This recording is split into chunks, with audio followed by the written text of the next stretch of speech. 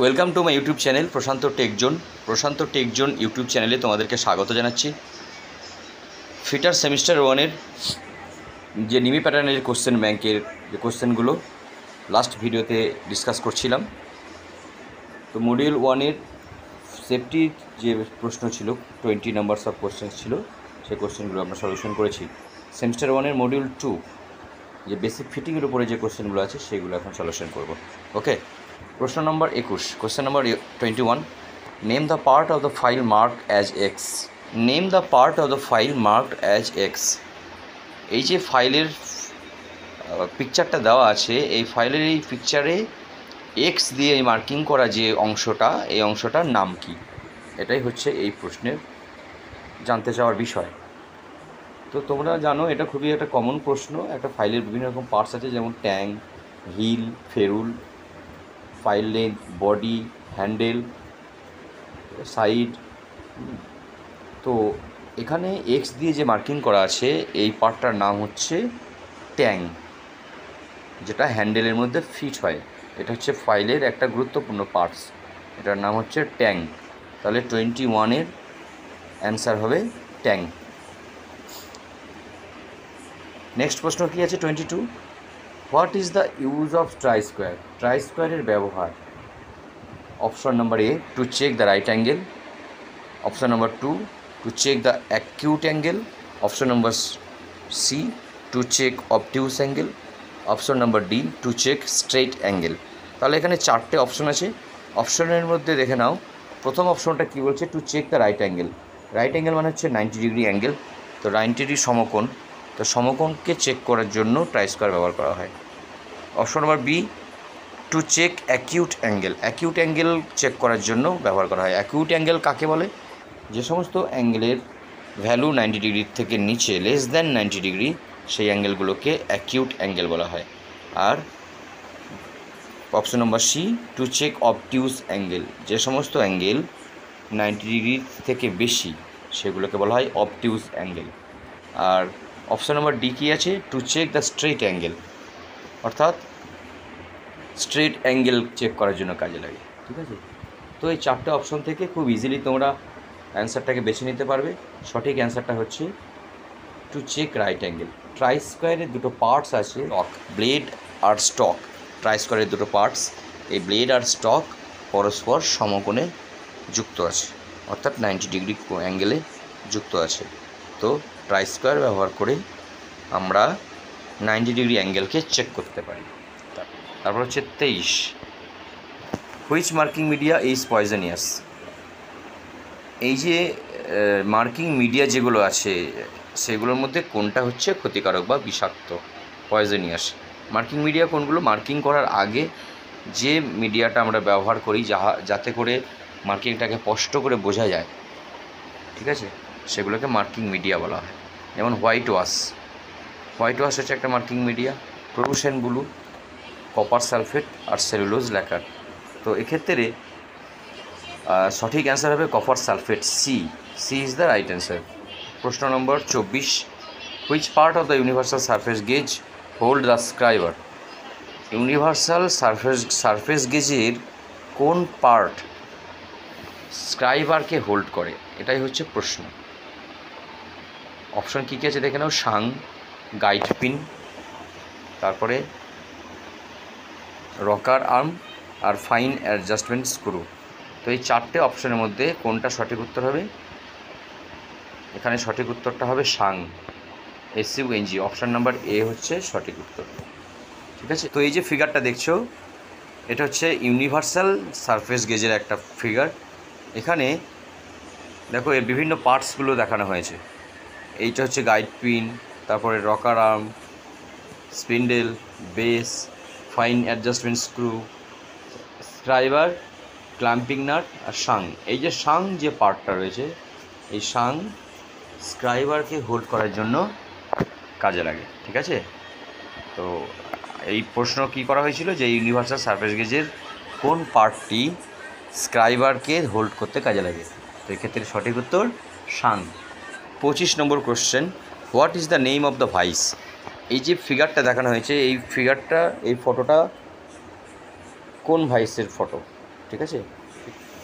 Option number A হচ্ছে pin vice, option number B pipe vice, option number C hand vice, option number D quick releasing vice. তো এটা হচ্ছে তোমার hand vice, ঠিক আছে। তো 25 নম্বর প্রশ্নের উত্তর হচ্ছে হ্যান্ড ভাইস, যেটা খুব ছোট্ট স্মল জবকে হোল্ড করার ক্ষেত্রে কাজে লাগে। 26 নম্বর প্রশ্ন, a new hacksaw blade after a few stroke becomes loose because of. একটা নতুন হ্যাকসো ব্লেড কয়েকবার চালানোর পর, কয়েকটি স্ট্রোক চালানোর পরে লুজ হয়ে যায়, কেন?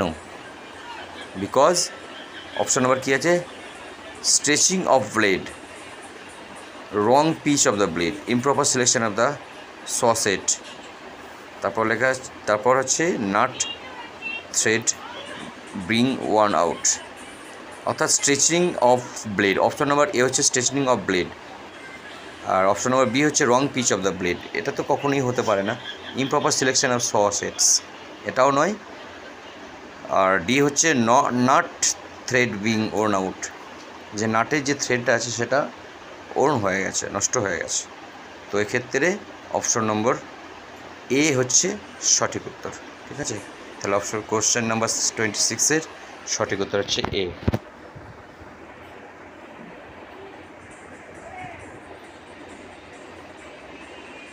তারপর প্রশ্ন হচ্ছে 27 number, why breakage of teeth occurs easily while sawing of thin walled work piece and the start of the cut. অর্থাৎ কোনো পাতলা জবকে যখন সোয়িং করতে যাওয়া হয়, হ্যাকসো ব্লেড ইউজ করে যখন সোয়িং করতে যাই, তখন কি হয়, ওই কাট স্টার্ট করার সময়ই ব্লেডগুলো ম্যাক্সিমাম ব্লেডের টিথ সেগুলো ভেঙে যায়। সেটা কেন হয়? অপশন কী আছে দেখি চলো। অপশন নাম্বার এ হচ্ছে hand force is too big, হাতের যে প্রেশার, হাতের যে ফোর্স সেটা খুব বেশি থাকে। অপশন নাম্বার বি হচ্ছে cutting section is too short, cutting সেকশনটা, কাটিংয়ের যে এরিয়াটা সেই এরিয়াটা খুব ছোট্ট। Coarse blade is used, coarse blade is used, coarse মানে হচ্ছে রাফ বা কোর্স, সেই ব্লেড ব্যবহার করা হয়েছে। অপশন নাম্বার ডি হচ্ছে হ্যান্ড ফোর্স অ্যাক্টস অ্যাজ আপন ফিউ টিথস, হাতের যে ফোর্সটা সেটা কয়েকটা টিথের উপরে কাজ করেছে, ঠিক আছে। তো এক্ষেত্রে option number D is the right answer. 27 নম্বর প্রশ্নের সঠিক উত্তর হচ্ছে D. Okay, question number 28, which chisel used for squaring materials at the corners Joints. নিচের যে চিজেলগুলো দেওয়া হয়েছে সেই চিজেলগুলোর মধ্যে কোন চিজেলটি কোনো কর্নার বা জয়েন্টের মেটেরিয়ালসকে স্কোয়ারিং করতে ব্যবহার করা হয়? Option number A flat chisel, option number B cross cut chisel, option number C diamond point chisel, আর অপশন নাম্বার ডি হচ্ছে হাফ রাউন্ড নোজ চিজেল। তো এক্ষেত্রে সঠিক উত্তরটা অবশ্যই হবে ডায়মন্ড পয়েন্ট চিজেল। ওকে, তো 28-এর সঠিক উত্তর হচ্ছে option number C. Question number 29, name the part of a hammer mark as X. এই হ্যামারের যে পার্টটা এক্স দিয়ে মার্ক করা হয়েছে ওই পার্টের নাম কি, যেটাই হচ্ছে জানতে চাওয়া হয়েছে, ঠিক আছে। তো অপশন নম্বর এ হচ্ছে face, option number B pin, option number C cheek, option number D eye hole. তো এক্ষেত্রে option number C is the right answer, ঠিক আছে। এটার পার্টসটার নাম হচ্ছে চিক।